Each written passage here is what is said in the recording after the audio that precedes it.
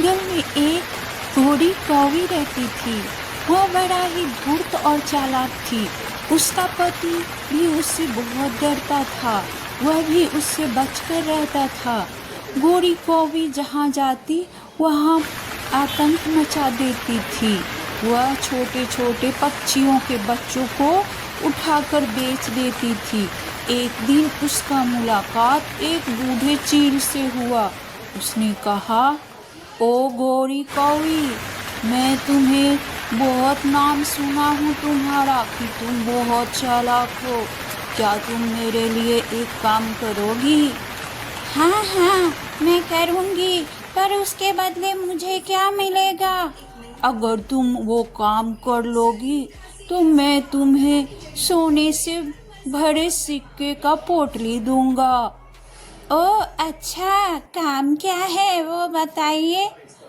अरे मुझे एक छोटे से चिड़िए का बच्चा चाहिए भोजन के लिए। मैं वो चाहता हूँ। इधर जंगल में सारे पक्षियों के बच्चे खेल रहे थे। कौवी एक तोते के बच्चे के पास गई और कहने लगी, बच्चे, चलो मेरे साथ खेलने, मैं तुम्हें जंगल में बहुत सारे खिलौने दूंगी। और उसे ठग कर चील के पास ले आता है। चील उसे सोने से भरा एक पोटली देता है। गोरी कौवी अब रोज ये धंधा करने लगी। एक दिन बूढ़ी चिड़िया का छोटा सा बच्चा खेल रहा था।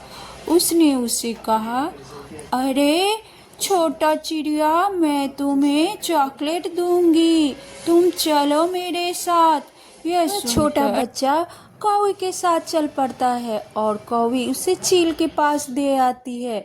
घर में दूसरा बच्चा था तो बूढ़ी के दूसरे बच्चे को भी वह कौवी लेने आई, लेकिन वह बहुत चालाक था। वह बोला, ठीक है आंटी, मैं आती हूँ। और वह आग जलाकर वह कौवी के पूंछ में लगा दिया। वहाँ से छटपटाती वह कौवी भाग गई और व्यथा के मारे चिल्ला रही थी।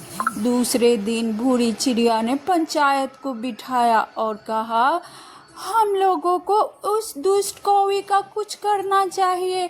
हमारे जंगल के सारे बच्चे कम होते जा रहे हैं। वह सभी के बच्चों को उठाकर ले जा रही है और बच्चों की खरीद फरोख्त की तस्करी कर रही है। सबने कहा, हाँ हाँ, उसे सजा मिलनी चाहिए। इतने में बुलबुल राजा ने सबको कहा कि सबको एक एक दिन करके रखवारी करनी होगी और उस बूढ़ी कौवी को पकड़ना होगा। जिस दिन वह गोरी कौवी पकड़ी जाएगी उसे सलाखों के पीछे डाल देंगे। सबने कहा, ये कैसे होगा, वह नहीं पकड़ी जाएगी। तभी बूढ़ी चिड़िया ने कहा, आप सब मुझ पर छोड़ दीजिए, मैं उसको ज़रूर पकड़ूंगी। मेरा बेटा उसके कारण खो गया और मुझसे छूट गया, अब मैं उसे नहीं छोड़ूंगी। यह कहकर वह सब पहरेदारी करने लगी। इधर वह गोरी कौवी अपने घोंसले में उदास बैठी थी क्योंकि उसका पंख जल गया था। दर्द के मारे वह उड़ भी नहीं पा रही थी और अपने लिए कुछ खाना भी नहीं ले पा रही थी। जंगल के सारे पक्षी उसके खिलाफ हो गए थे। उससे कोई बातें नहीं करता था और सारे पक्षी पहरा देता था। तभी गोरी कौवी ने कहा, अरे बहनों सुनो, मुझे अपने कर्मों का सजा मिल गया है, मेरा पंख जल गया। तभी बूढ़ी चिड़िया ने कहा, वो तो मुझे पता है, क्योंकि मेरे बच्चे ने ही तुम्हें जलाया है। आप लोग जो सज़ा देना चाहते हो मुझे दे दो, मैं आप सबके सज़ा की काबिल हूँ।